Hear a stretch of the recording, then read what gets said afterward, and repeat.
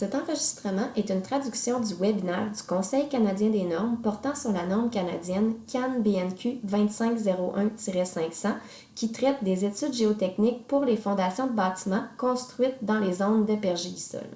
La version originale du webinaire, présentée en anglais le 10 juin 2020 par le Dr Lucas Aronson, ingénieur géotechnique principal pour BGC Engineering et aussi président de l'Association canadienne du pergélisol, est toujours en fait disponible et accessible sur le site web du Conseil canadien des normes. Le but du webinaire d'aujourd'hui est de faire un résumé de la norme canadienne qui a été élaborée par le BNQ et publiée en 2017.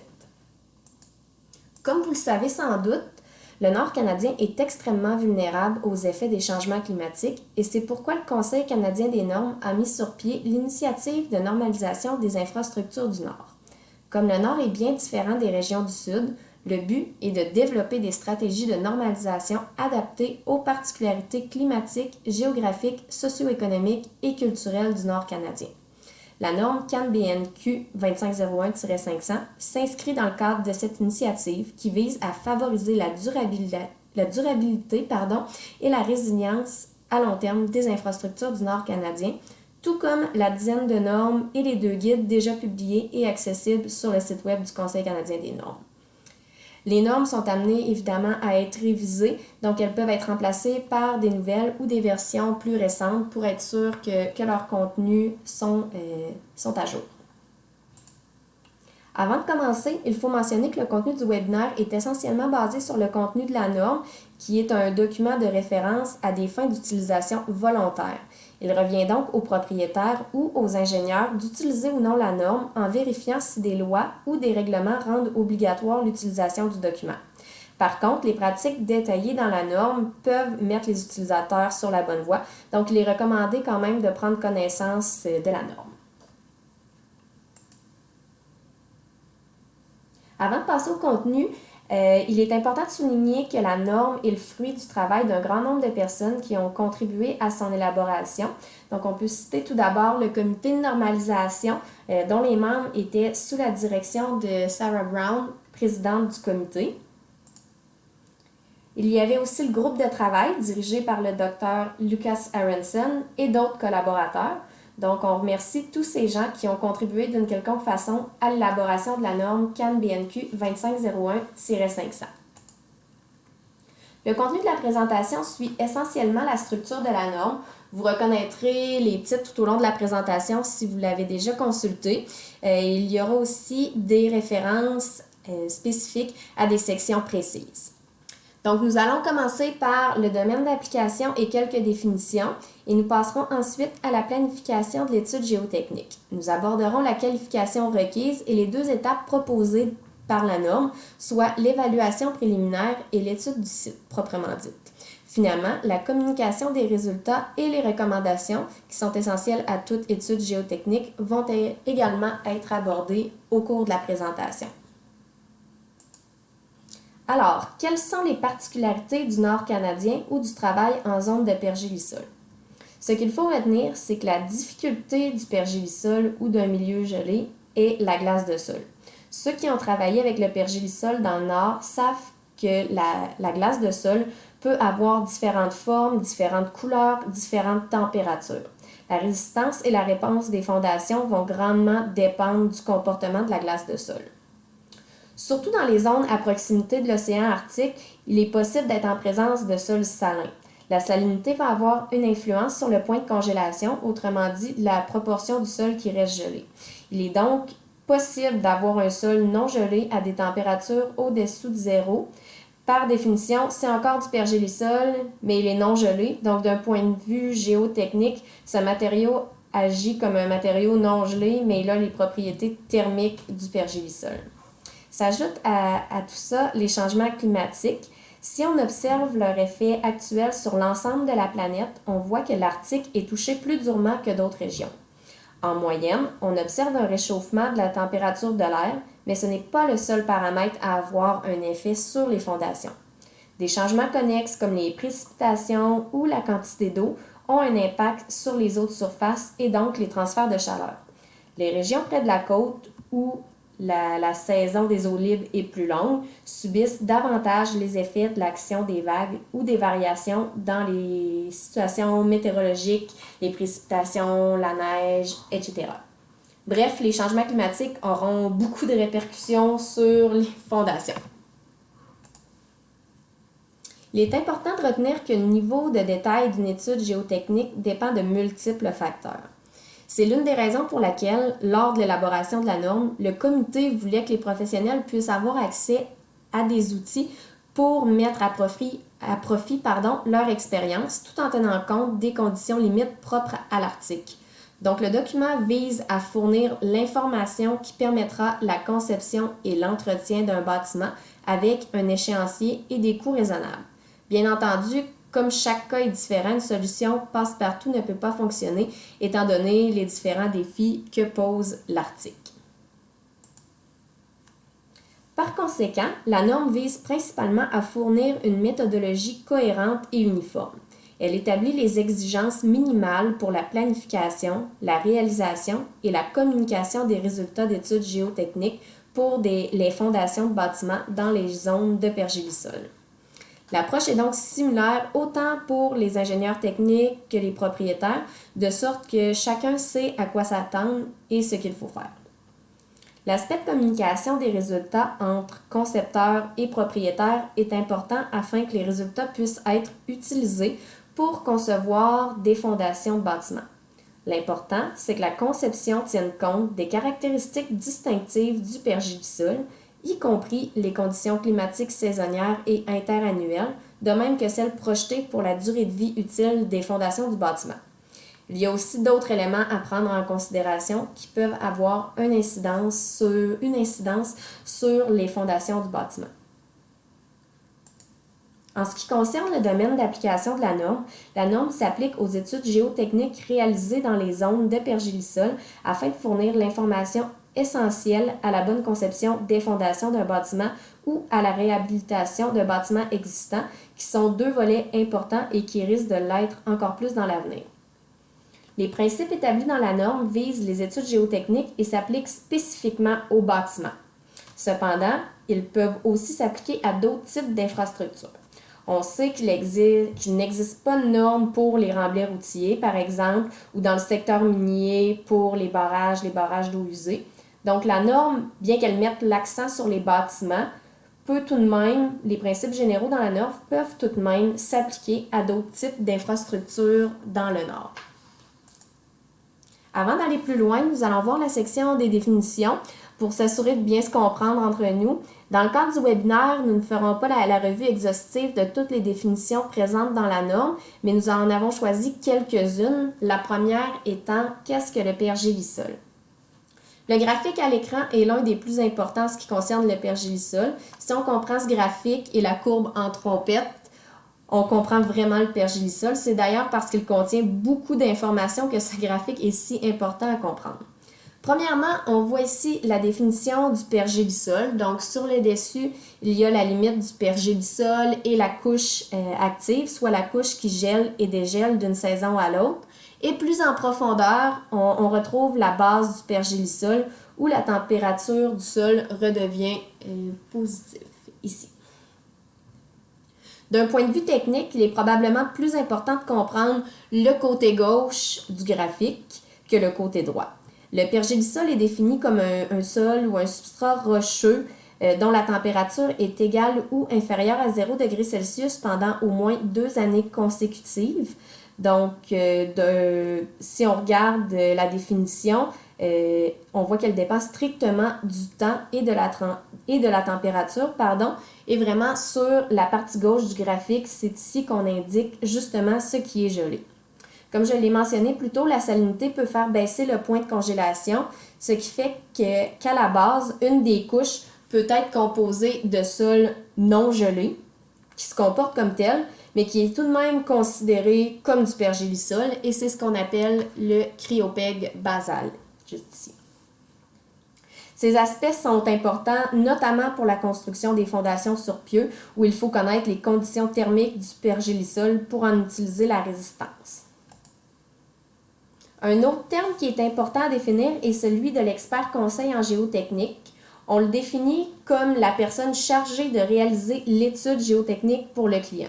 Le terme anglais est Geotechnical Consultant. Retenez que c'est un poste qui s'accompagne d'une responsabilité. Donc, en tant qu'expert conseil en géotechnique, vous représentez le client et lui donnez des conseils en la matière. Voyons maintenant comment la norme a été pensée. Graphiquement, bon, c'est peut-être un petit peu chargé, mais en fait, le schéma de droite est la version simplifiée de celui de gauche. Donc, ça illustre bien la méthode d'étude de site envisagée et proposée. Donc, tout d'abord, si on regarde, un projet commence par la planification initiale avec le client et l'expert conseil en géotechnique. Puis, il y a l'évaluation préliminaire du site. Comme vous le voyez, certaines sections font référence à la norme, donc on va section 5, section 7, 7.5, 8, 9. Donc, si on continue, après l'évaluation préliminaire, il faudra produire un rapport et comme dans tous les rapports, eh bien là, il va falloir formuler des recommandations. Vous pourriez indiquer que le site est adéquat et que vous avez assez de renseignements pour passer à la conception des fondations. Donc, le chemin ici. Ou encore, vous pourriez indiquer que vous n'êtes pas sûr que le site est adéquat et ou que vous manquez de renseignements pour bien concevoir les fondations et que à ce moment-là, vous devez passer à l'étude du site ici. Donc, dans un troisième scénario, vous avez suffisamment de renseignements et vous pouvez choisir un autre type de fondation. Par exemple, vous envisagiez des fondations superficielles, mais vous devez opter pour des fondations profondes. Cela change grandement la conception. Si vous avez suffisamment de renseignements pour proposer ce changement de type de fondation, alors vous pouvez passer directement à la conception. Le dernier scénario possible, vous avez suffisamment de renseignements, mais vous croyez que le site est inadéquat, alors vous devez recommencer à zéro et repenser le tout.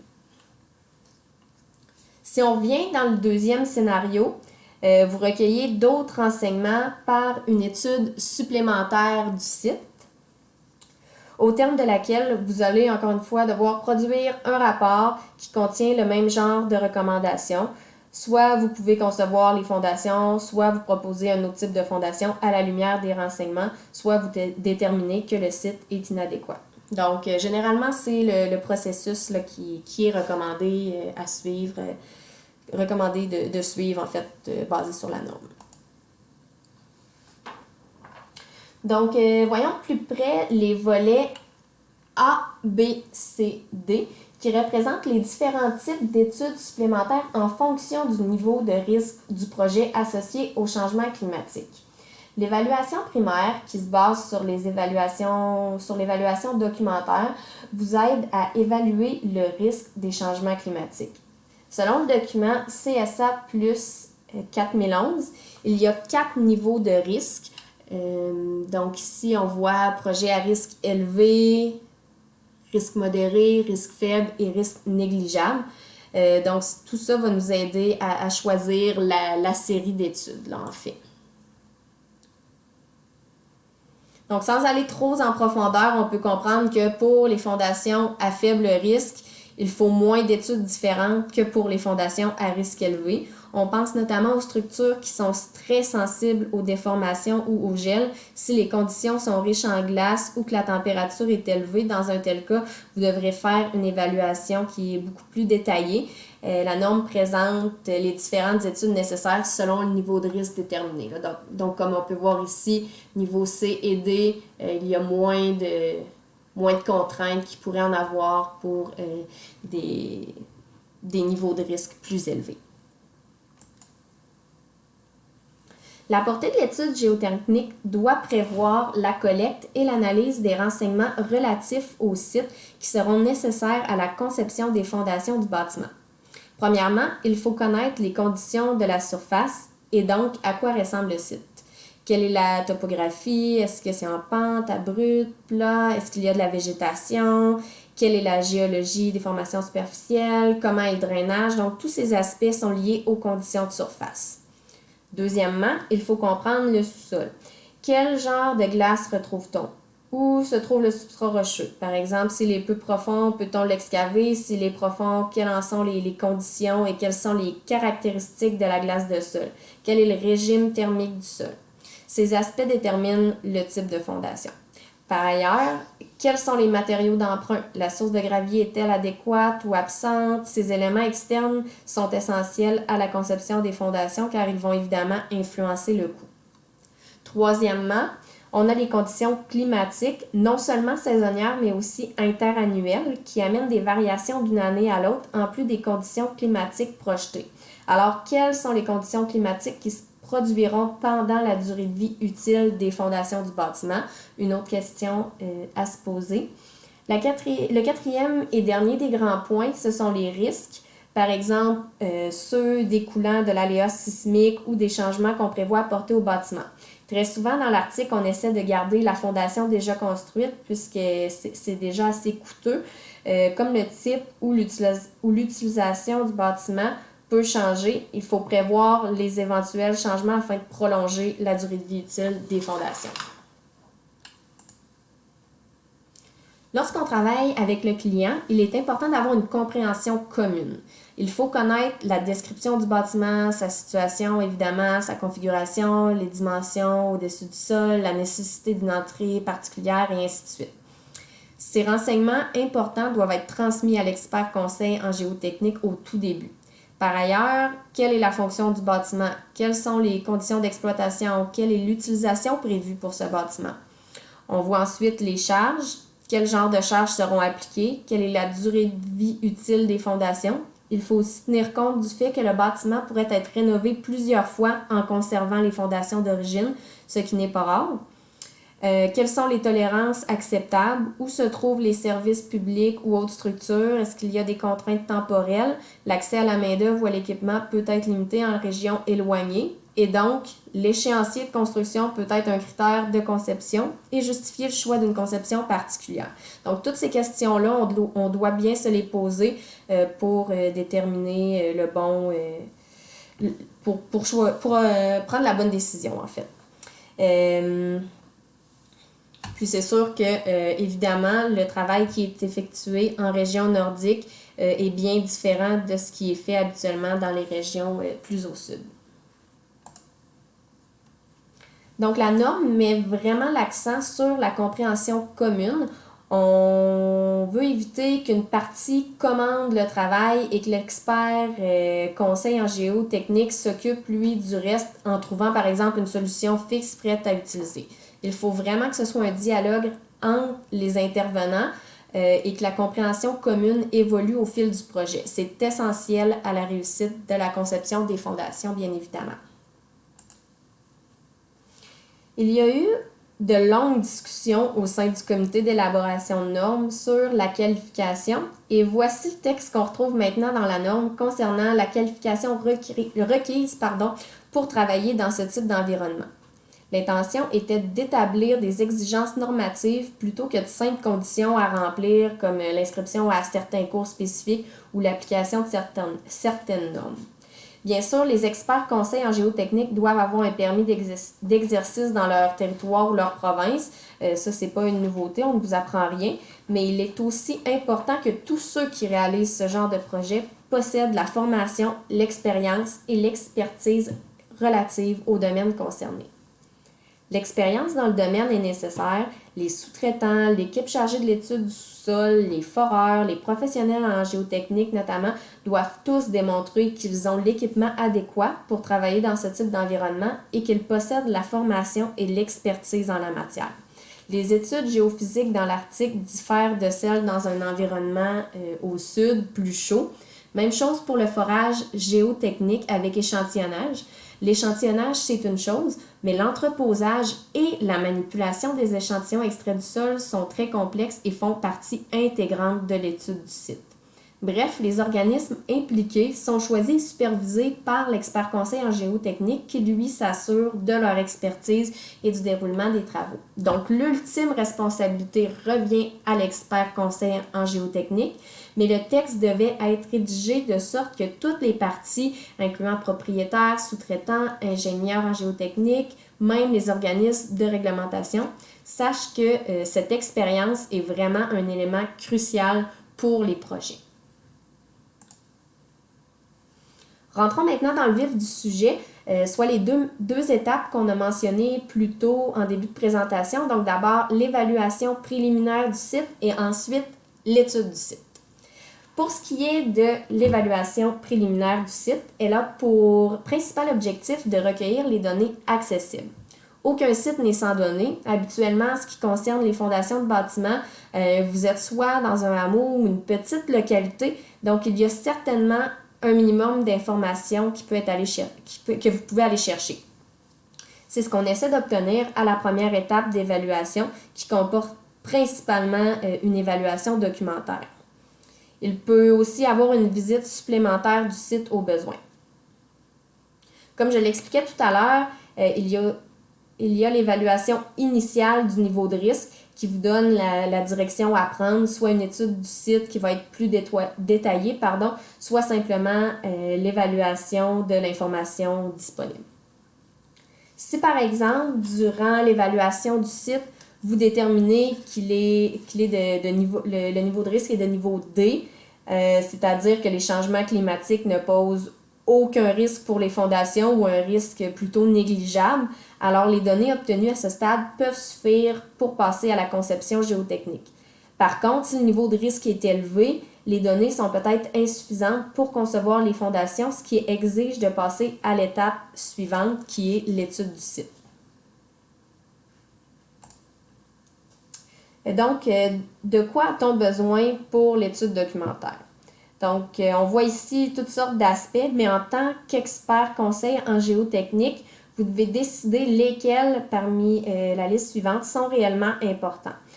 Donc, la norme ne vous oblige pas à évaluer chacun de ces aspects, mais donne plutôt des conseils sur les aspects à prendre en compte, comme par exemple l'évaluation initiale des conditions climatiques, la sismicité, la géologie de surface et la géomorphologie, les eaux souterraines, la végétation, les caractéristiques du pergélisol, etc.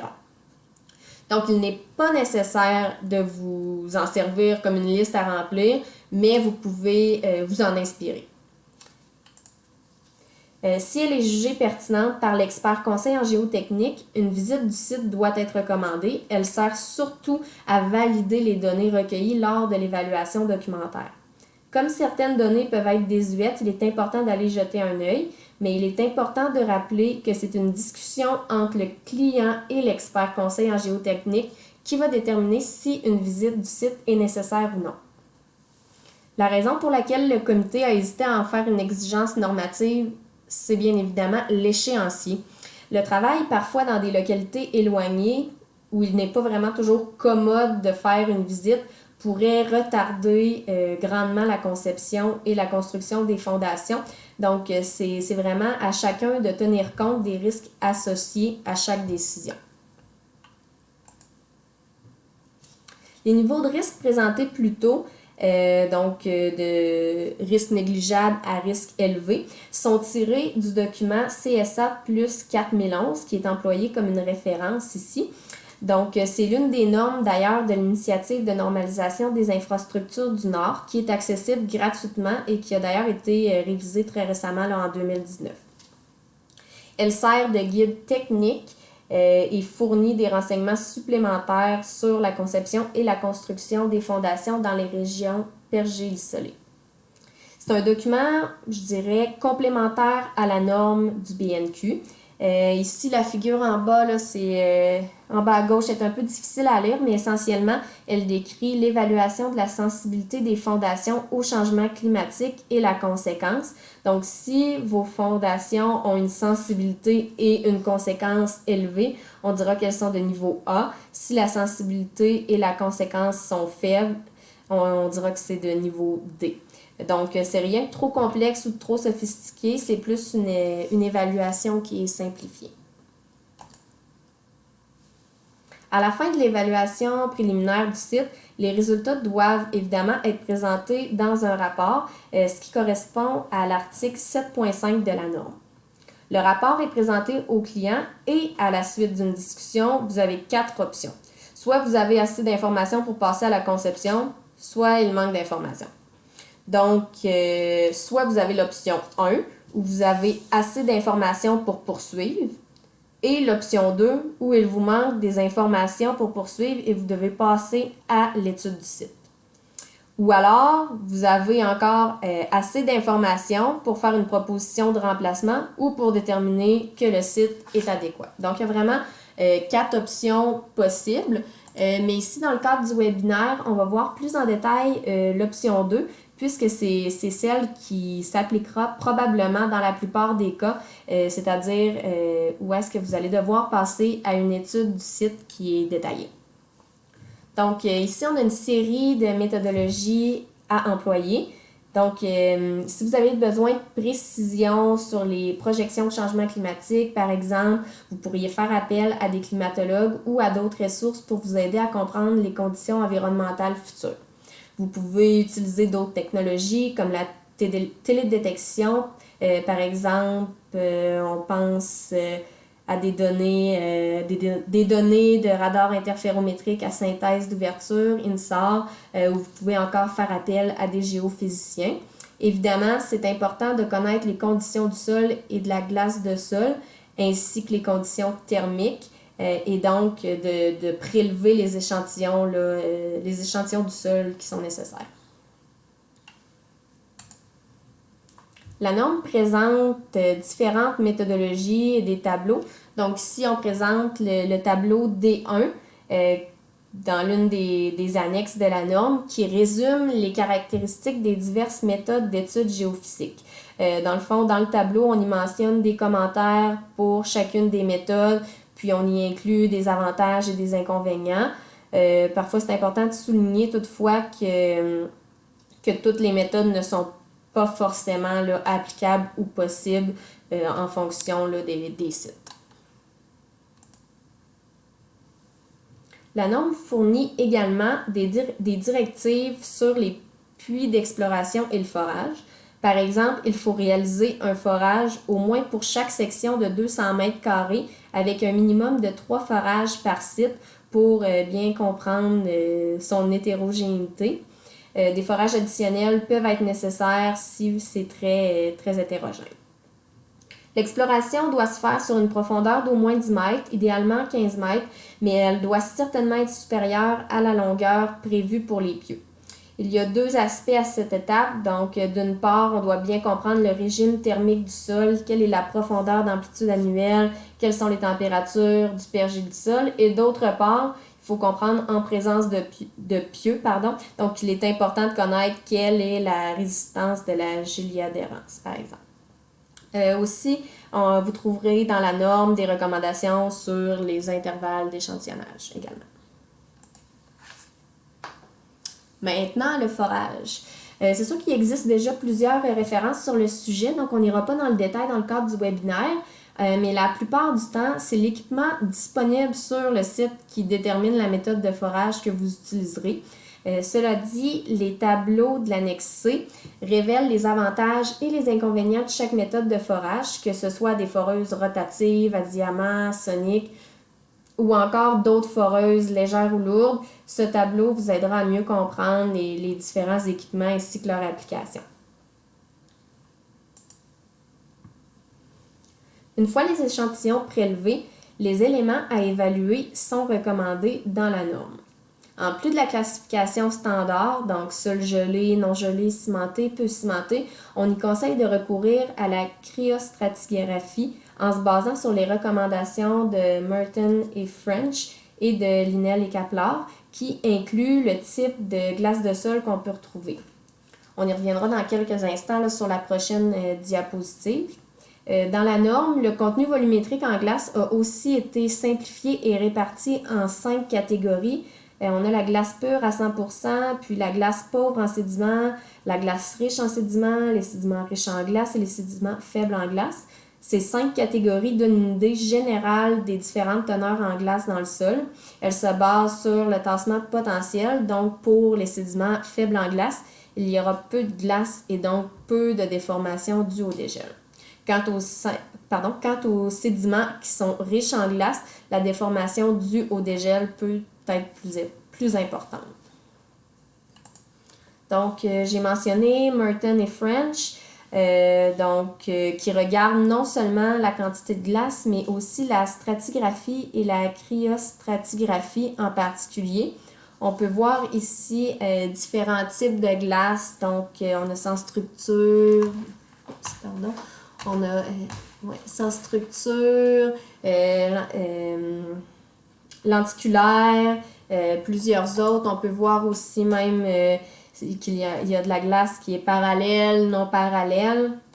Donc, ces descriptions vous aideront en faisant en fait ce type d'analyse, ce type d'étude. Ça va vous permettre ensuite d'analyser l'origine de la glace, ce qui est de l'information vraiment pertinente pour les concepteurs.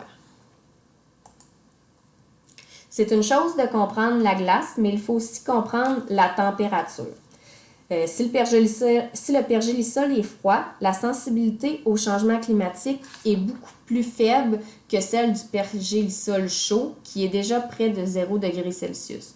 Que ce soit à moins 0,1 degré Celsius ou à 0 degré Celsius, un réchauffement de 1 degré Celsius aura des conséquences différentes que si le pergélisol est à moins 4 ou moins 5 degrés Celsius. C'est donc très important d'utiliser les températures du sol pour comprendre les changements au fil du temps. Il faut comprendre la température minimale et maximale du sol, la température moyenne annuelle du sol, la profondeur d'amplitude annuelle nulle, mais aussi l'épaisseur de la couche active. Une fois que vous connaissez celle-ci, elle sert de paramètre de conception de paramètres importants pour les pieux ou pour le remplacement des matériaux dans les fondations peu profondes. Il faut vraiment bien comprendre ces principes. Vous trouverez aussi dans la norme des recommandations d'instruments à choisir, pas nécessairement des marques précises, mais par exemple un système d'acquisition de données connecté à un câble de température du sol muni d'un ou de plusieurs capteurs à intervalles est fortement recommandé à cette étape-ci. Retenez aussi que comme le forage cause des perturbations thermiques, on ne peut pas forer et faire la prise de mesure de température immédiatement après. Donc, c'est sûr que sinon, les températures là, seront probablement influencées par le forage. Pour cette raison, c'est suggéré d'installer un appareil de surveillance ou un enregistreur de données pour voir comment les températures fluctuent et lorsqu'elles se stabilisent, vous avez ainsi une idée beaucoup plus précise du régime thermique du sol. En ce qui concerne les propriétés du sol, vous avez une liste de recommandations de quelques propriétés géotechniques à examiner, comme pour n'importe quelle étude géotechnique. Un des paramètres les plus importants qu'il ne faut pas oublier de mesurer, c'est la salinité. Comme mentionné dans l'introduction, la salinité peut faire baisser le point de congélation, donc la mesure de salinité d'un échantillon de sol est un incontournable pour les mesures de site dans les zones de pergélisol. Quant au sol gelé, il faut examiner la masse volumique apparente, la susceptibilité au tassement dû au dégel, la consolidation due au dégel, la teneur en eau non gelée et selon le type de fondation, le fluage, la résistance et la géliadhérence.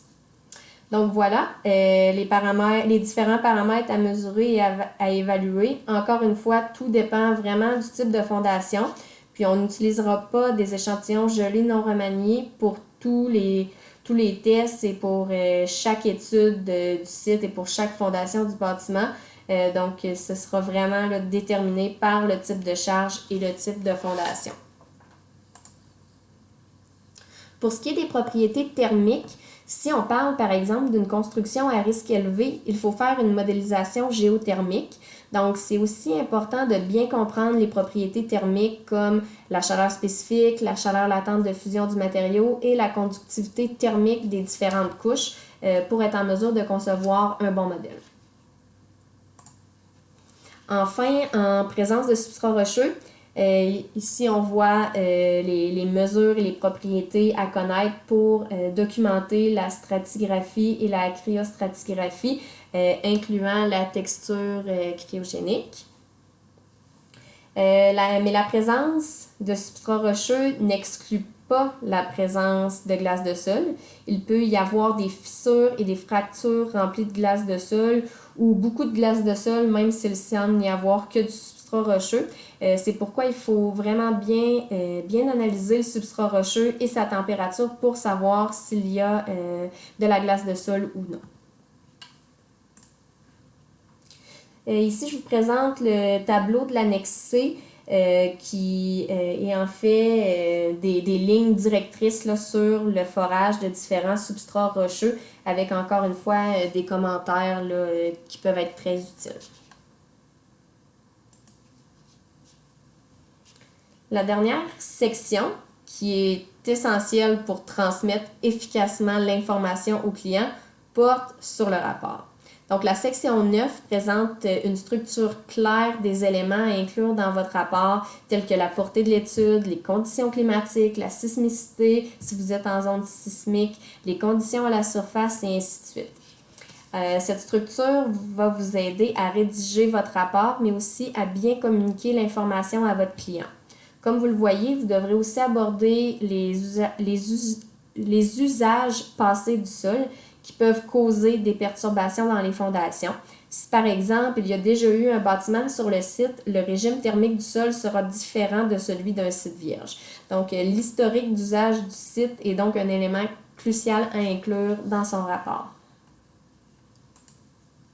Sans entrer dans les détails, l'article 9.12 présente l'information que vous devez inclure en tant qu'expert conseil en géotechnique en ce qui a trait à l'étude du site pour caractériser les conditions du sous-sol.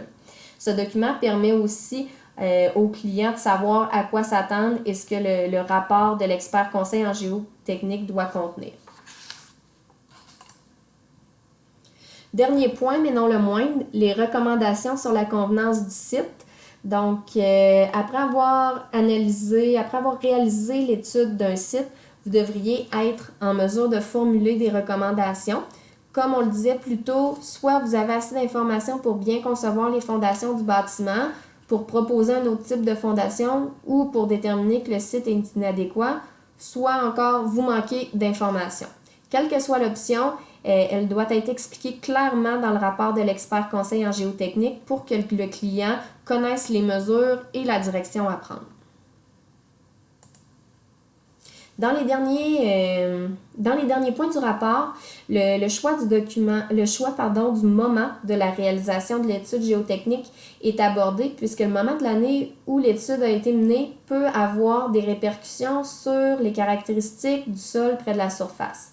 Le tableau 1 de la norme traite de certaines de ces contraintes qui sont reliées aux différentes saisons et le tableau peut également être d'une grande utilité pour la planification des travaux pour la construction des fondations puisqu'encore une fois, le choix du moment va avoir une grande incidence sur le type de fondation choisi.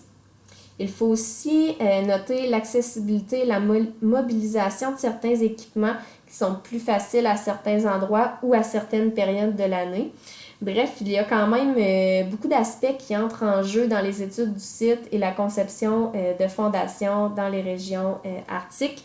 Donc, c'est pour ça que la norme, en fait, là, CAN BNQ 2501-500 existe là, pour vraiment guider là, les études.